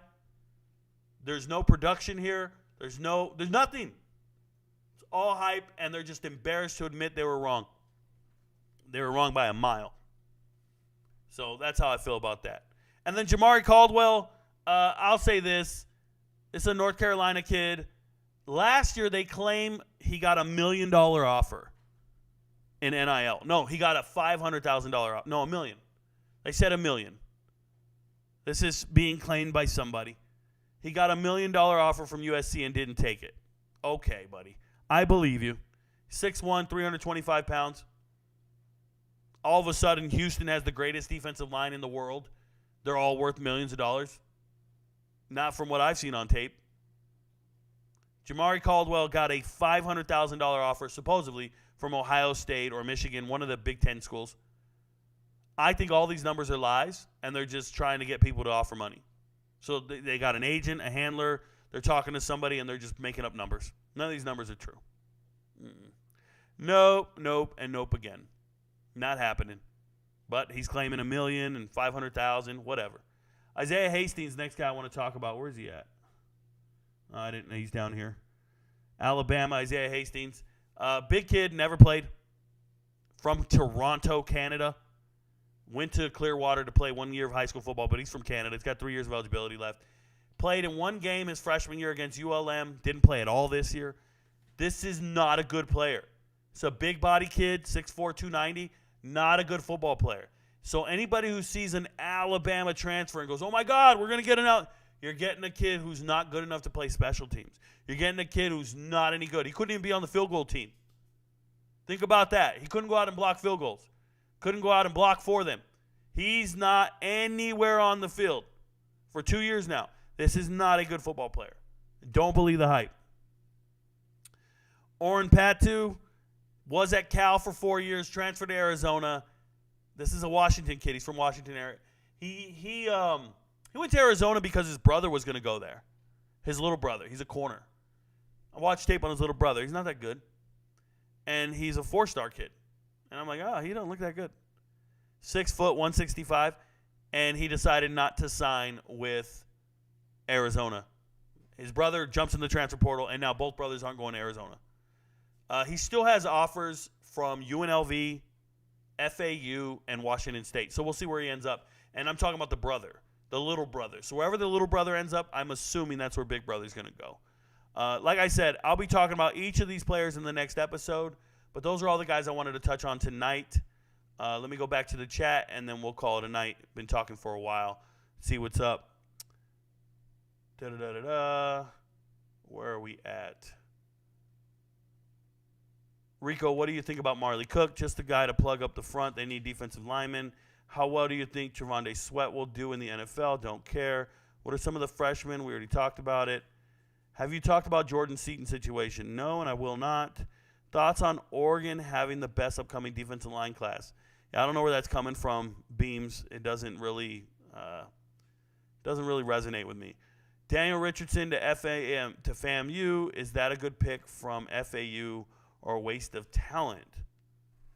Well, Daniel Richardson left Central Michigan to come home, and then when he got to FAMU, they still signed Casey Thompson. Richardson eventually got to play due to injury. He didn't look great. I hope he finds a school where he can play. What were the old transfer rules a few years ago? Did guys have to sit out a full season? So Mickey Tromblane, for the entirety of your lifetime and everybody else's, if you transferred to an FBS program or an equal level program, you had to sit out the year. If you transferred down a level in competition, you didn't have to sit out the year. You could play immediately. So if you went down to 1AA or FCS, you could play immediately. Rule doesn't exist anymore. Do you think Jordan Seaton's signing to Colorado or Maryland? I don't care, Joe. Does Everett Rogers from Tulsa make any noise amongst the rest of the Houston defensive lineman transfer group? I actually don't know, Alex Henry. I have to look into that. I owe you an answer the next time I see you, brother. What do you think about the Gophers' work in the transfer portal if you have looked at it? So I look at position groups, not necessarily by team. I do that at the end of the year. By position group, the Gophers have done really well at running back. Bryce Bass from Gardner-Webb to Texas State. Almost the entire Gardner-Webb team is leaving. Yeah, it happens. I'm curious what you think of Josh Minkins' kid that just left Louisville and went to West Virginia. Not too much. It didn't really stick out to me. Thoughts on Kentucky's transfer commits? I believe they have quite a few starters returning as well. Yeah, Kentucky, everybody needs to just understand that when Kentucky gets players, for whatever reason, the recruiting websites, the TV channels, everybody talks very highly of them, and they start trying to convince you that Kentucky's going to be a quality team in the SEC, and I just don't see it. I don't think they're very good. I'm not impressed with the majority of them. I think the receivers got bamboozled and shouldn't have joined the team. I think Barron Brown's so good and Key is so good that why are you adding more receivers? I'll never understand it. You got a quarterback that's never started a game. I love Brock Vandegrift. Watched him play in high school, but that doesn't mean he can go lead a team to victories. I don't get that excited about what Kentucky's doing. How does your Cash App work when trying to have you watch high school film? Aiden Clark, if you send money to the Cash App and you send money to the Venmo, either one, you end up on a waiting list where we track all of the donations. And then if you're at the top of the waiting list, you are the next high school film review. I try to do at least one a day, whoever's at the top. So some people can move to the top by giving a big donation, or you can just give a donation and see where you end up on the list. And then some people will see where they're at and then give more until they get to the top. Or you can just be patient. That's how that works. What do you think of Ryan Williams, and do you think he flips? I do not care. FSU going through it right now. Bert Southern, Louisville fan. All right. I love Minkins, the man. He had his issue in pass coverage. Okay, you're talking to somebody else. Congratulations. Is Blake Shapen any good? If he was, he'd be starting at Baylor. Why did he need to move if he was a solid player? Did Brom just push him out because he was the last coach? Holdover. Brom pushes out a lot of players, just so we're clear. Warren Sapp has his degree. Walter Nolan and Jordan Seaton will sign tomorrow. Have to wait to see what happens. Don't really care. I don't think names matter, guys. Like, there's all these famous coaches, and you guys think all these former professionals are going to help with recruiting. No, what helps with recruiting is getting players to the NFL, having a pro pedigree, and winning games. Having famous players on the sideline and celebrities does not help with recruiting at all. It doesn't, because it'll help in the moment, like they'll be all starry-eyed, and then they'll go to another school, and the school will sit them down and go, hey, our last 11 starters went to the league. And you can't beat that. And then that's why I don't give a shit if it's Warren Sapp, Terrell Owens. None of those guys matter. Like, they're not teaching and recruiting on the trail. Like, Warren Sapp is not beating the bushes doing player evaluations. Don't give a shit what your name is. Are you doing player evaluations for recruiting purposes? That's where it matters. Are you calling high school coaches? Don't think he is. Can you talk about Florida edge Quincy Ivory, JUCO guy out of Los Angeles who came in this past summer? Yeah, I can, Roddy. All the JUCO guys never pan out. Start that. Stick with that rule of thumb and never let it go, okay? Yo, how do you feel about FSU getting 21 new recruits and most of them being 4-stars? Every single team signs 20 players, 20 to 25 players, every single team. So it's a matter of them developing those players and maintaining them. I really don't care who they sign. Chances are 80% of them are going to transfer to other schools once they don't make the two deep. That's the reality of life. So you just go sign somebody else. I care about their transfer portal class. Did you hear he committed on live with a gun and weed on the table? That guy, Bill, you serious. Ole Miss, real serious. Sorry, I have a re-comment this because I missed what you said. But do you think of Ryan Williams, and do you think he flips? You didn't miss what I said, Joker. I said I don't care. Sup, Rico? What do you think of Jamari Caldwell? Rewind the show. I already talked about him. Never mind. Thank you. How do you remember all this stuff on each kid? Freddie Booth, I have a very special brain. I can retain a lot of information. It's my gift. And I know a lot more kids than the ones I'm talking about. I just try to keep it specific to these kids. I do a lot of work. It's not a magic trick. It's hard work. How did New Mexico State have a 15-game season? I am Scurry. I already answered this question yesterday. If you want to rewind the show, any team playing against Hawaii gets an extra regular season game.